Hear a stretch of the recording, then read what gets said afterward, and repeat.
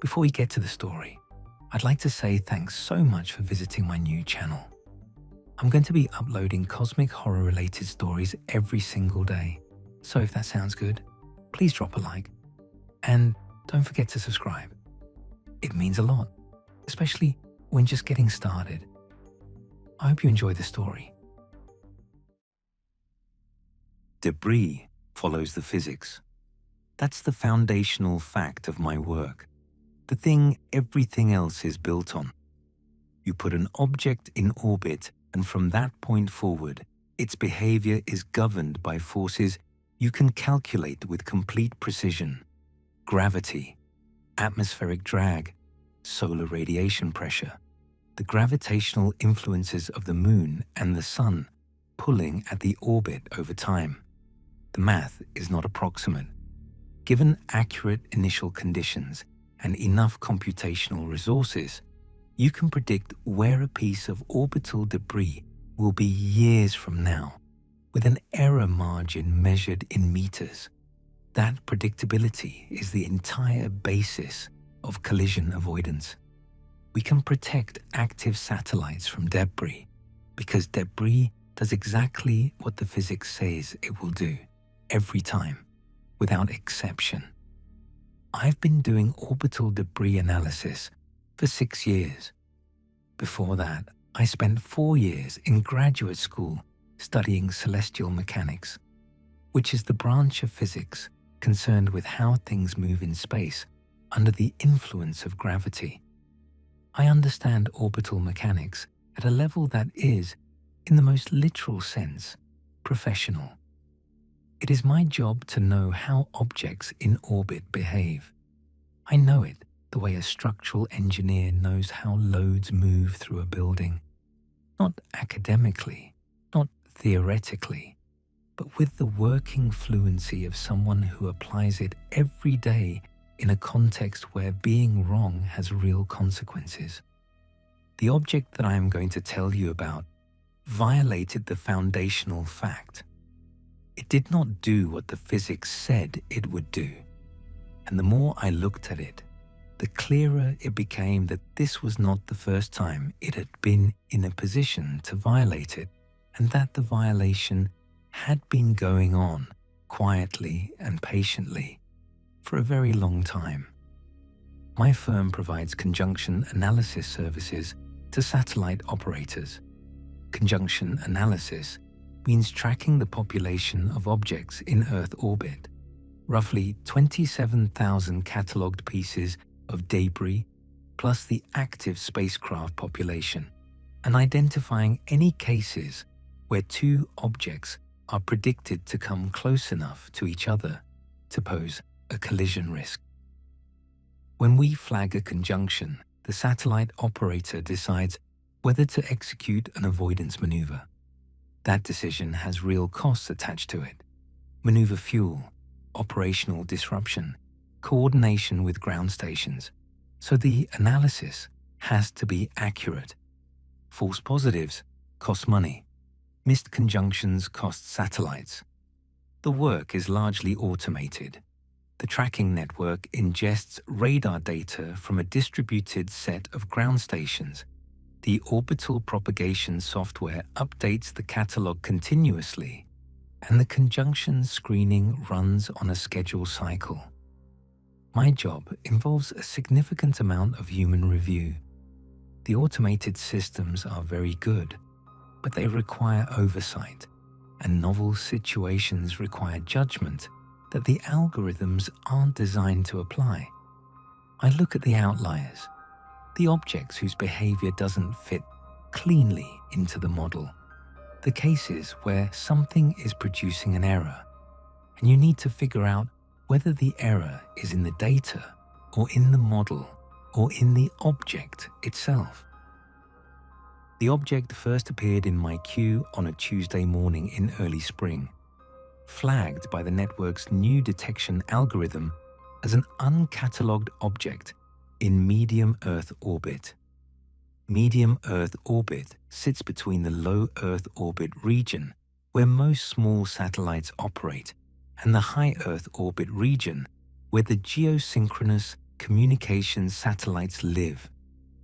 It's a less densely populated region and somewhat less thoroughly monitored than the lower altitudes, but we maintain coverage of it because the navigation satellite constellations operate there and their critical infrastructure.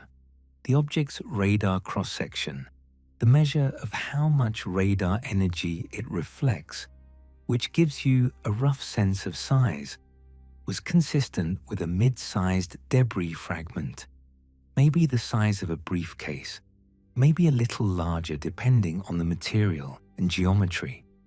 The kind of thing that comes from a breakup event, a dead satellite that has exploded or collided with something and produced a cloud of fragments that then spread out along the orbit over time. Breakup events are well documented in the catalogue, and most new detections in medium Earth orbit can be traced back to a known parent. I assigned it a catalogue number, pulled together the available observations to characterize its orbital elements, and added it to the tracking queue. Then I spent about 20 minutes trying to match its orbit to a known breakup event and came up short.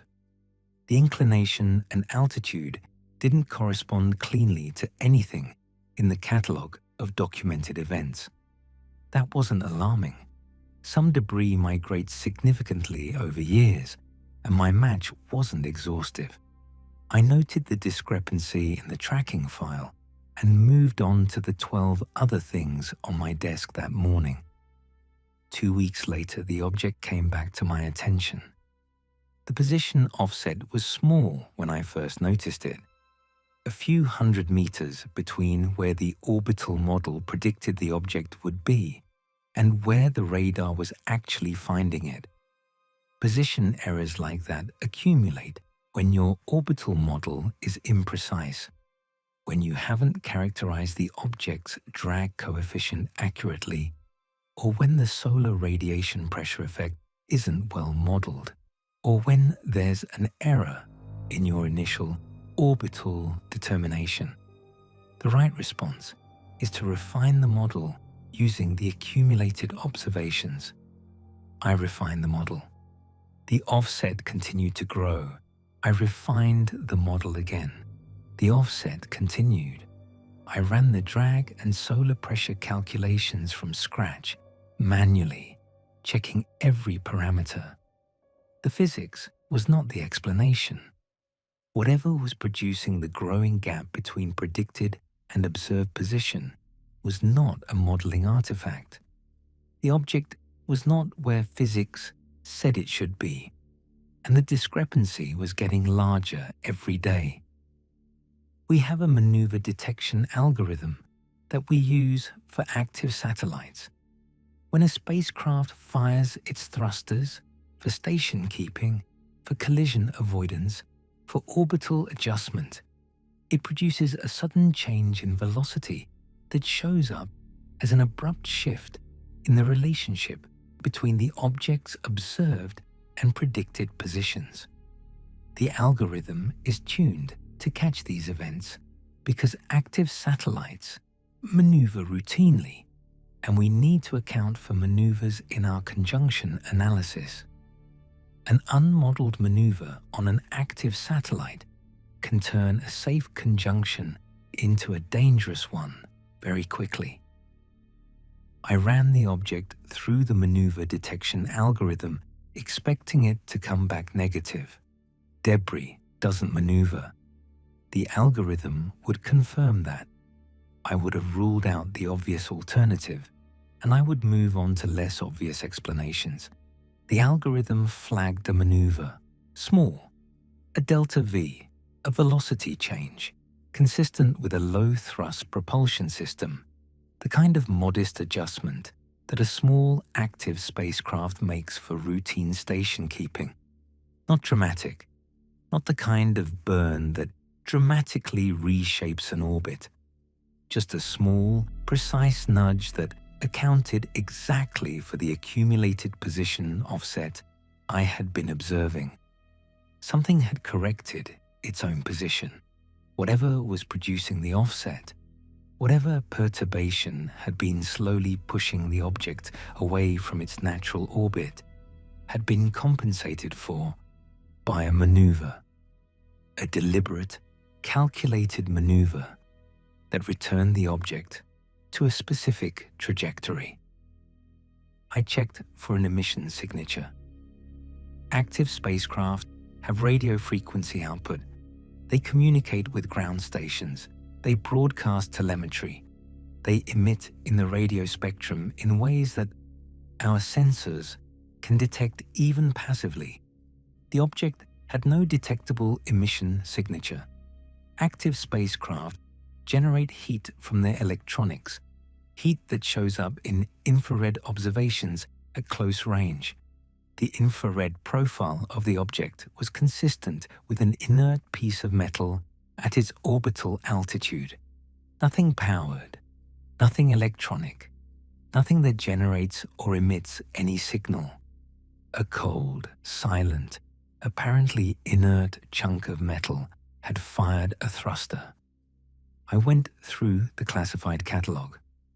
My firm has an agreement with a government aerospace agency that gives us access to the non-public list of classified satellites, the operational spacecraft that governments operate without publicly acknowledging. The arrangement exists because classified satellites are real objects in real orbits that pose real conjunction risks, and excluding them from the analysis would create gaps in our safety coverage. The object was not on the classified list. I checked every international operator registry I had access to. The major spacefaring nations file orbital parameters for their satellites through international coordination bodies. Nothing matched. Whatever had executed that maneuver was not registered as an active spacecraft anywhere in any database I could access, classified or public. I flagged it internally and moved it to the top of my monitoring priority list. 3 weeks after the maneuver detection, I was reviewing the latest tracking data for the object during my morning analysis session when the radar cross-section history caught my attention. Debris tumbles. When a fragment separates from a parent body and enters a stable orbit, it's almost always rotating, a slow, irregular spin imparted by the separation event and the various torques acting on it in orbit. As a tumbling object rotates, it presents different faces and different cross-sectional areas to the radar. The radar cross-section fluctuates with the rotation period. It is one of the signatures we use to characterize debris. The variation pattern gives you information about the object's shape and spin rate. This object had been tumbling since its first detection. The cross-section history showed the expected fluctuation, irregular, as tumbling debris always is, varying as the object rotated through different orientations relative to the radar. Starting 48 hours before my morning review, the fluctuation had stopped. The cross-section had stabilized, not gradually, not in the way a slowly decaying spin might smooth out. Abruptly and completely, over the span of 2 observation passes, the tumbling had ended, and the object was now presenting a consistent face to the radar. The cross-section had settled into a stable value and held it. Something had stopped the tumble. In orbital mechanics, that requires active attitude control, thrusters or reaction wheels or magnetic torquers, some system that can apply controlled torques to the spacecraft body to arrest its rotation and hold a fixed orientation. Debris does not stop tumbling. There is nothing in a piece of inert metal that applies a controlled torque. The physics of an uncontrolled object in orbit does not produce a stable fixed attitude. The object had stabilized itself, which meant it had a reason to want a specific orientation. I ran the geometry. I pulled the attitude solution, the calculation of what direction the object's stable face was pointed toward, using the radar data and the known geometry of the tracking stations. It took several iterations to get a reliable solution because the data quality wasn't ideal for this kind of reconstruction, but the result eventually converged. The object was not pointed at the sun. Solar-powered spacecraft orient toward the sun to power their panels, not at Earth. Communications and Earth observation spacecraft orient toward Earth, not at any navigation reference used by the constellation of GPS-type satellites operating in the same orbital regime. It was pointed at a specific direction in deep space. I pulled up the star chart and identified what lay in that direction.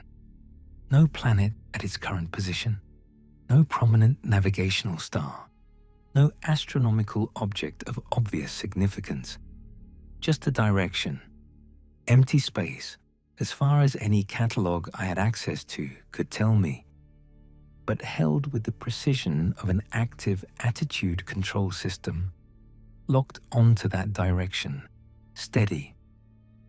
I submitted a request for additional tracking assets, secondary radar systems that could provide independent cross-checks on what I was seeing, and started building the analysis file.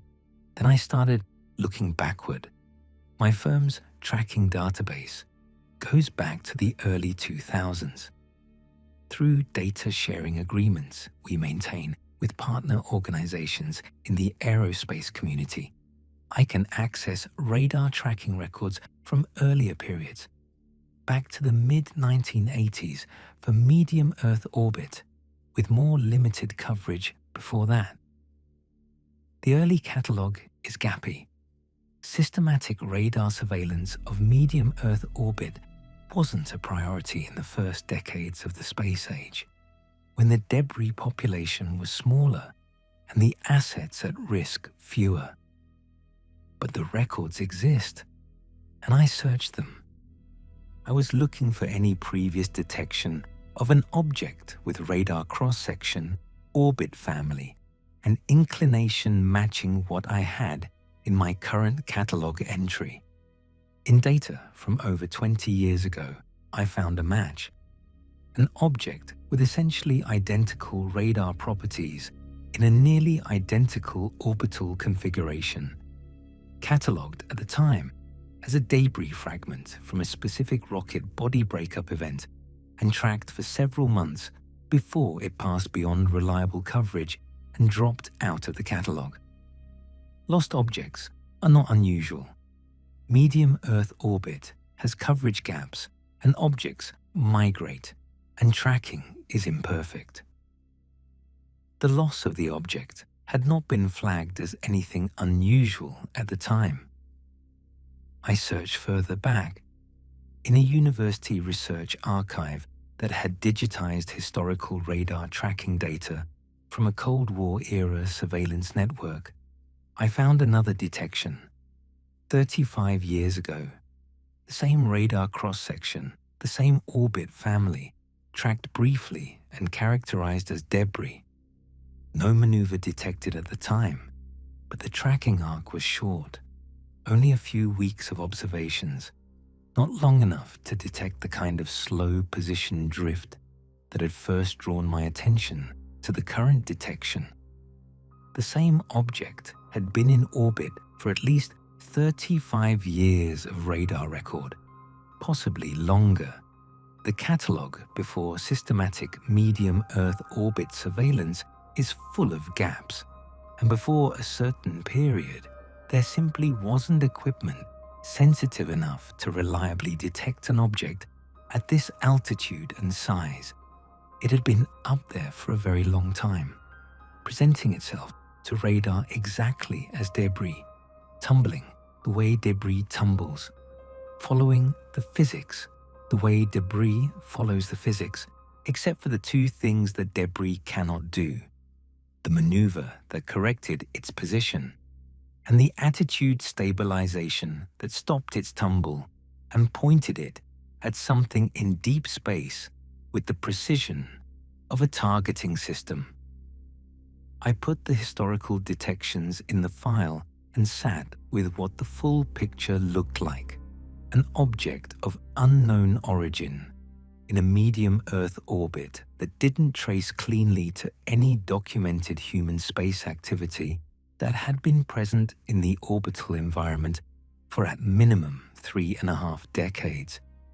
That had been catalogued twice before as debris and lost from the catalogue twice before when it became inconvenient to track. That had, at some point since its last loss from the catalogue, resumed tracking coverage in a way that triggered the new detection algorithm rather than the object recovery algorithm, which meant its current orbital parameters were different enough from the historical records that the automated system hadn't recognized it as the same object, something that had been in Earth orbit since before I was born, moving when it wanted to move, presenting as debris when it was convenient to present as debris. I need to tell you about the script before I tell you what the script found, because the script is the part of this that I'm most uncertain about in terms of what I should have done. The 11 days between the attitude stabilization detection and the point at which I ran the script were 11 days of doing my normal job while thinking about something else.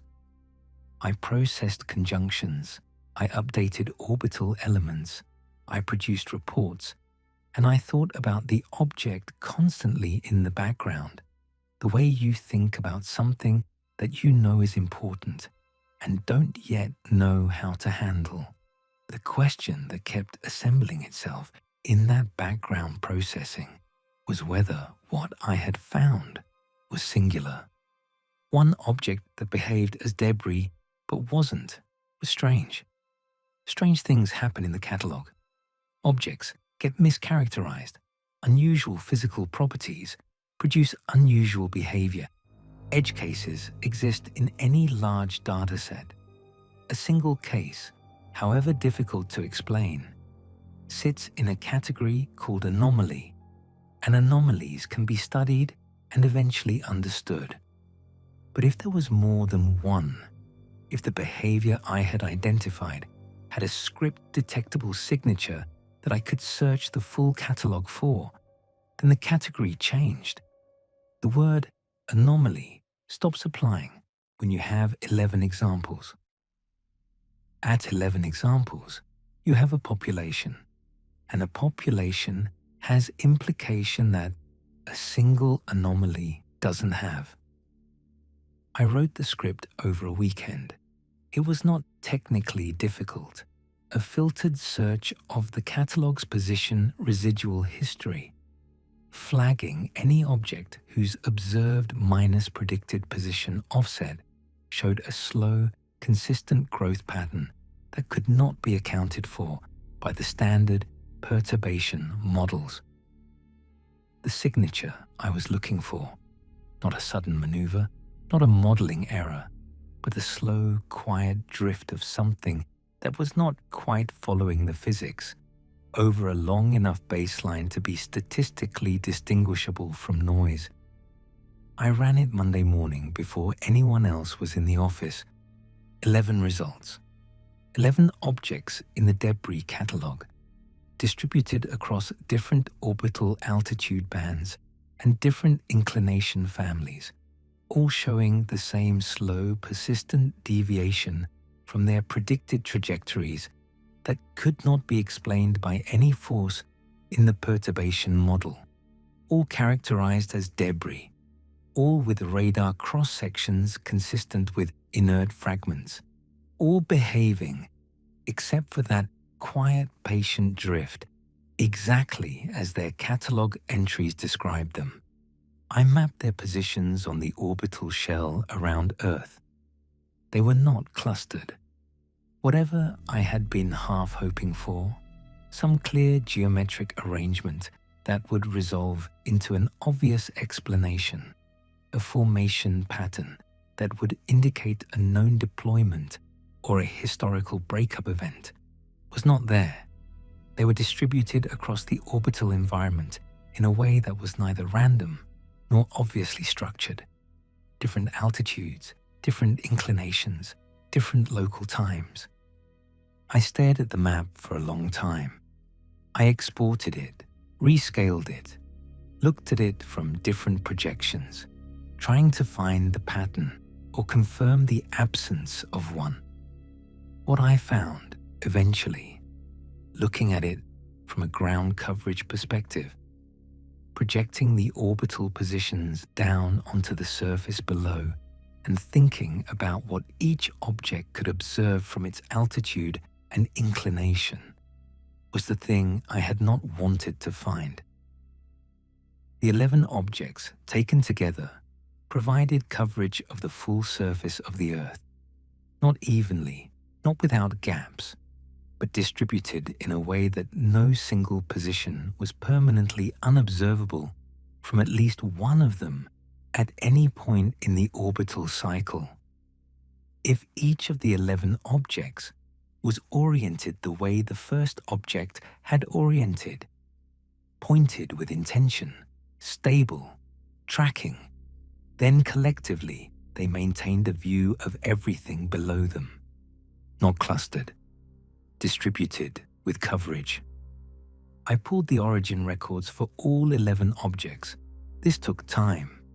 The historical catalog provenance is inconsistently documented, and some records required going back to original source data from foreign tracking networks that I had to request through the data sharing agreements.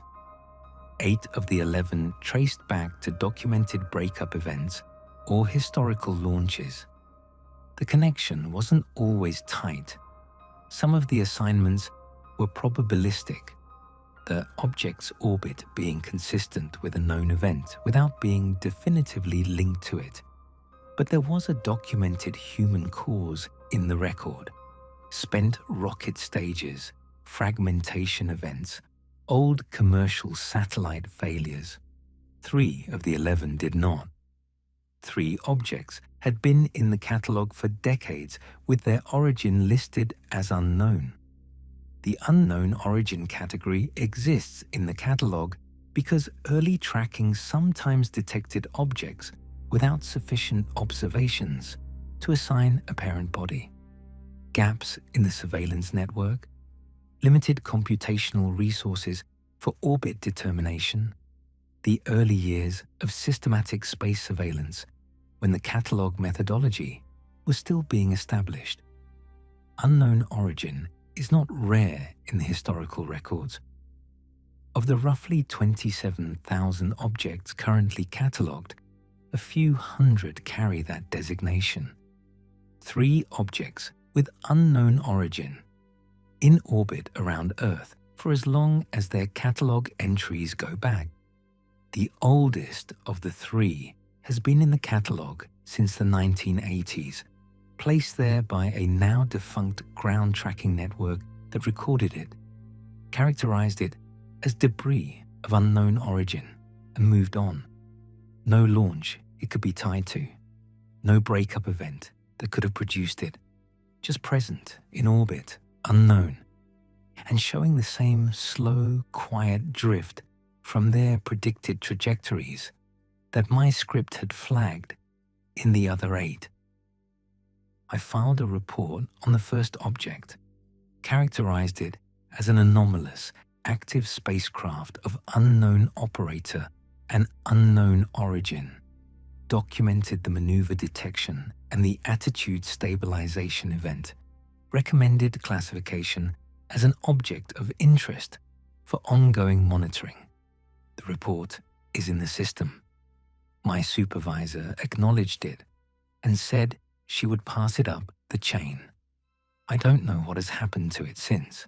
I am still watching all 11. The position offsets in 10 of them continue to grow slowly, the same patient drift from where physics says they should be.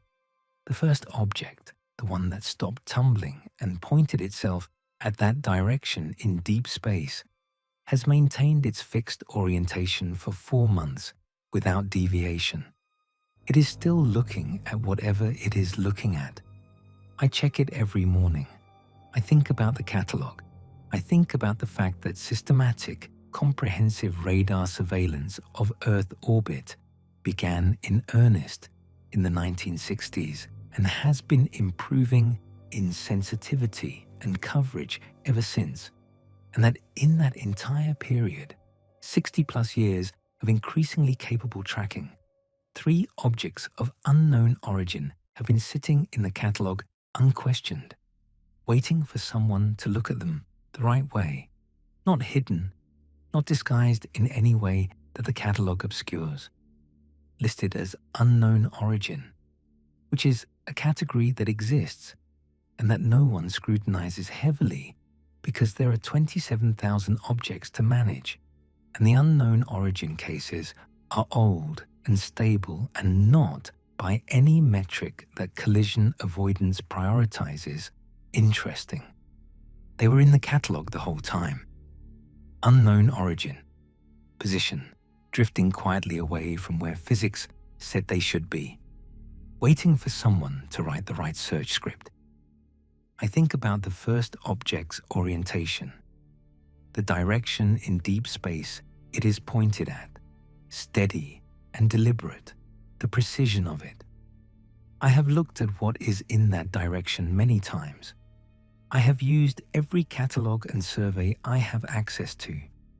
There is no obvious astronomical object there, nothing that explains the orientation as a navigation reference or a tracking target in any human spacecraft context.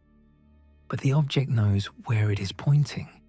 It stopped its tumble, and it held the orientation, and it has held it for 4 months, and I have no explanation for why. I think about coverage, about the distribution of 11 objects across the orbital shell around Earth, the way that distribution provides a collective view of everything on the surface below.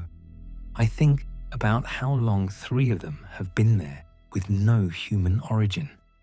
I think about what was in the catalogue before systematic tracking existed to populate it, about the gaps in the early record and what might have been present in orbit before anyone was looking.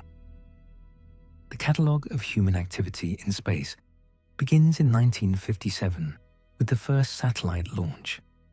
Every object in that catalogue has, in principle, a human cause, a launch, a breakup, a deployment that produced it.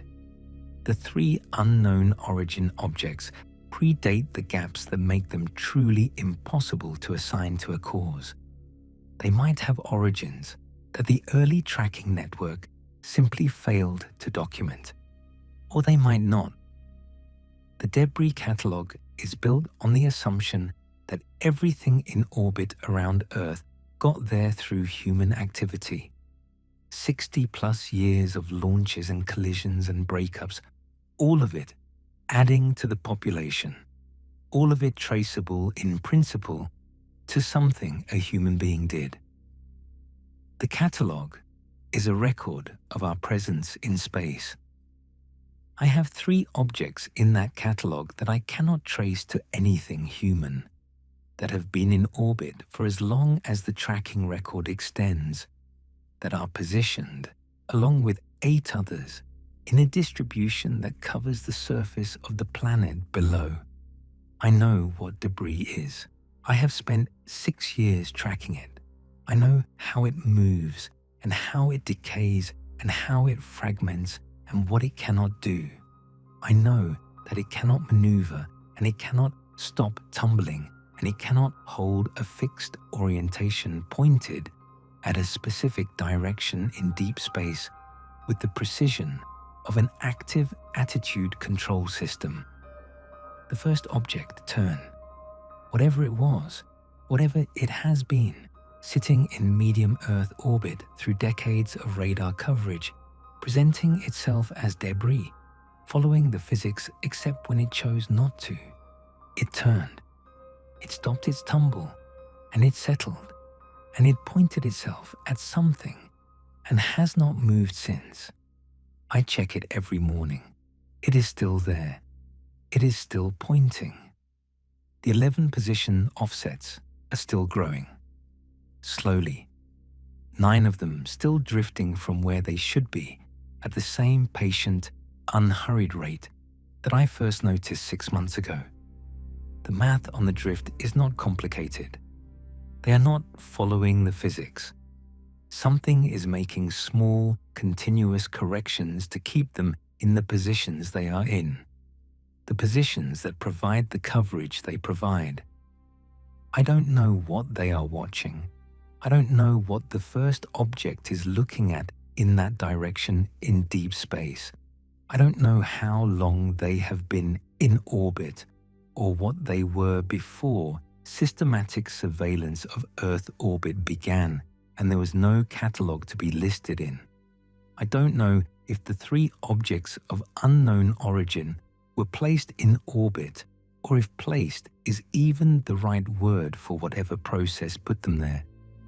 What I know is that they are up there, in the catalogue, listed and numbered and characterized and routinely screened for conjunction risk, as they have been for as long as they have been detected, present in the orbital environment around Earth, above every place and every person on the surface below, in positions that collectively cover everything.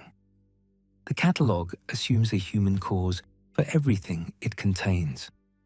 I built my career on that catalogue. I work inside it every day, tracking and characterizing and protecting the infrastructure that depends on understanding what is up there. I have 11 objects that the catalogue cannot explain. 3 of them have no human origin anyone has ever been able to identify, and 1 of them turned.